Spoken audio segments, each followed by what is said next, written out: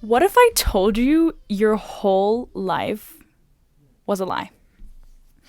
Okay, that's a bit mad, right? But in this specific area, I think a lot of us, especially Muslims, have been lied to. And this thing is humility. Look at me talking with my nails because I have nails on. Anyway, humility is something that is valued and respected in all religions, no matter what. This video will be a little bit more on the religious side, so if you don't like this kind of video, you can click off. It's okay. But I think it's really beneficial to hear, even if you don't practice any religion or if you practice a different religion. Because obviously, I'm coming from an Islamic standpoint, but my point still stands. Humility and self-worth should coexist. It's not a zero-sum game. So you're not picking and choosing, you get both. It's a package. Before I start my argument, we need to get one thing straight. We need to get, what are we arguing? What is humility? So in the context of Islam, humility is submitting oneself to God. As a Muslim, it is in literally the name to be humble. And I know that a lot of us have been either taught to be on extreme side of the scale. So be extremely humble and be self-deprecating, or be extremely arrogant and literally the bane of everyone's existence. I have family in the background, so don't worry about that. Now that we know what we're arguing, why is humility important? So humility in a religious aspect, it keeps you from being arrogant. In other words, this keeps you aware of God's presence in your life and makes you act accordingly. This protects you from thinking you're better than other people. Nobody is better than another person, and in God's eyes, we are all equal except for the deeds that we do.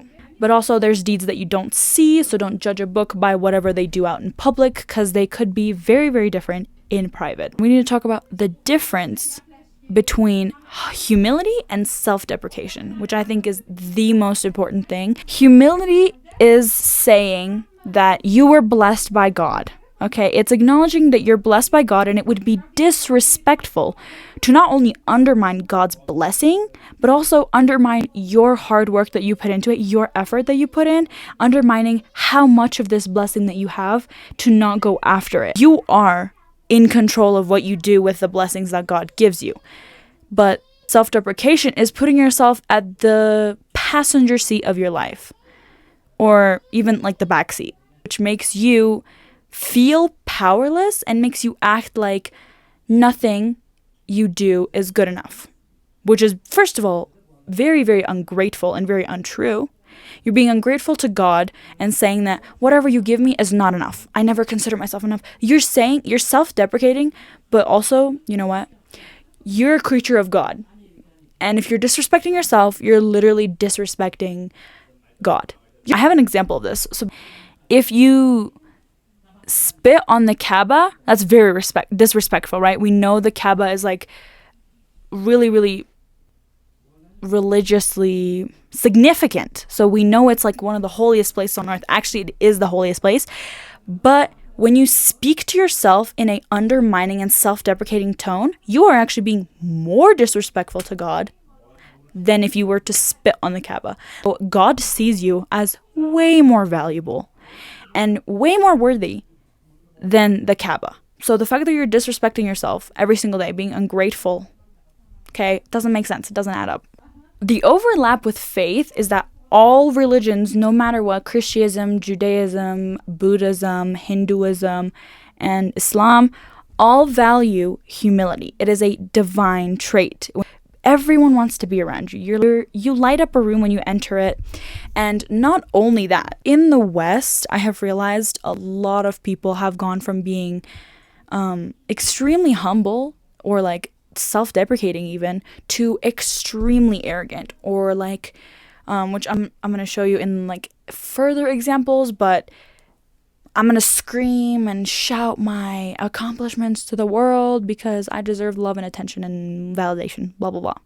I think there is a straight balance where you can be like, I am humble because God has given me so many blessings, And we're going to talk about how we're going to differentiate these thoughts. But basically, God has given you all these blessings, and it is disrespectful to not use them, or it is disrespectful to disrespect them, undermine them, disrespectful to be self-deprecating to yourself. That's the humility that we all should strive to achieve, no matter if you follow a religion or not. When someone walks into a room and you know they are the center of the world, they are the center of the universe, everyone loves them, they're so arrogant, it's disgusting. You don't want to be around them. We hate them, okay? It doesn't matter if you're like religious or non-religious. The secular world just absolutely hates arrogant people. Not only that, arrogant people are almost always dumb. Dumb because they're like clueless to all the evidence that's against whatever they're trying to say. But when someone enters a room and you know they value themselves because they value God so much and God values humans so much, it makes you value them. You know, it makes you like them and it makes you want to be around them because they don't hate themselves, which makes you not hate yourself. They respect themselves, but more than that, they respect God. And respecting God comes with respecting other humans. They respect you too. Arrogant people don't.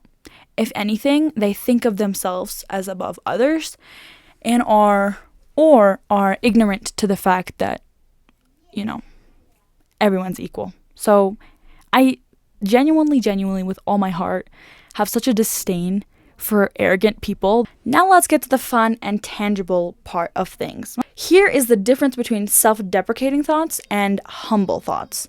So, and then just for fun, we're going to add a little humble versus arrogant thought, which I'm sure you'll understand the difference. But I'm not good at anything. I don't have any talents. I'm not blessed enough to have blah, blah, blah. Instead, you should say, I praise the Lord, or Alhamdulillah, or thank God that He gave me the ability to do so many things, like walk, talk, eat, sleep, whatever, everything. And then He added some more. He made me exceed in some areas that people lack or are generally average. It's disrespectful to me and to God when I undermine that blessing and or don't use that blessing. Then we have something very, very common. I used to do this as well. Basically, the thought goes like this. I only am here, or I only got here because of insert name. Okay? And then after that, it follows up with like, I can't do anything of my own. I couldn't have done it on my own. I couldn't have done it without this person. Let me tell you the biggest side-eye in my life, okay?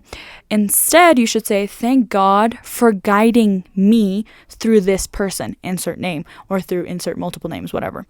He guided you through this person. So that He made this person want to help you, which made you better at whatever you're doing. Then you should say, it would have been much harder to achieve without this person's guidance, but I could have done it. Even if it took longer, I could have done it. I don't undermine my ability to do things on my own because I always have God, but I am so genuinely grateful that He put this person in my path to make this path easier and faster for me. Do you see how different that sounds? Do you see the two energies between that? Between self-deprecating, literally putting your freaking self-worth underneath the ground, versus lifting yourself high up because you're God's creation, you know what I mean? And then comes my favorite one, when it's like you're in a room full of very, very high achieving people, just like yourself, who have achieved in your mind things that are way, way greater than you, grander than you, higher than you think you could achieve. So you think, all these other people have way greater achievements than I do, and I don't know, I don't feel like I deserve to celebrate my achievements because they're so insignificant. Back it up, okay? Back that up. We're going to say, everyone in this room, including myself, has battled so many demons and so many hardships, has gone through so many hardships to get where they are now. And it's because of God's grace that we all got through this. And we all deserve to celebrate our achievements. Not that achievements really mean anything, but celebrating achievements is such an integral part of human beings because we want to be validated. And this comes to our like next point. The most arrogant people are like actually like rotten from the inside because they don't have any self-respect or self-love or self-value because they don't value themselves. When you're so freaking arrogant that you're like, for example, I need to shout out my accomplishments from the rooftops so that everyone can validate me, love me, and give me attention. What the heck is that?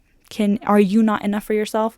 Like I genuinely feel pity for people that are so adamant about telling you every single one of their achievements, pushing it in your face because they think like, oh my god, that's gonna make you like me more, like I'm so perfect, I'm so good at like blah blah blah. You're not as good as me. Like, girl, that's gonna make me, first of all, that's gonna make me dislike you. I don't really hate anyone, and it's also gonna hurt yourself because where are you getting that validation? Not from yourself. Where should you be getting that validation? From yourself. So instead, you should say, I am proud of my achievements and my work that I have done with the grace of God. I'm proud, and hopefully God is proud, and I'm here to make God proud, and that's all that matters. I don't need to prove to anyone else that I'm better than them or that I have achieved higher or that I'm worthy and valuable. You are inherently worthy of respect. And with that, I would like to finish off this video strong by reiterating that you are worthy and valuable because you are a creature of God. But also don't judge a book by its cover because some people may look very pious on the outside and do rotten things on the inside, or some people may look very rotten on the outside but do very, very pious things publicly. We are all human, we all make mistakes, and I'm just gonna leave with that. Each video keeps getting better and better, and I like my videos more and more. So if you have any suggestions for any other videos, I would love to hear it in the comments. And yeah, I love you guys. Bye.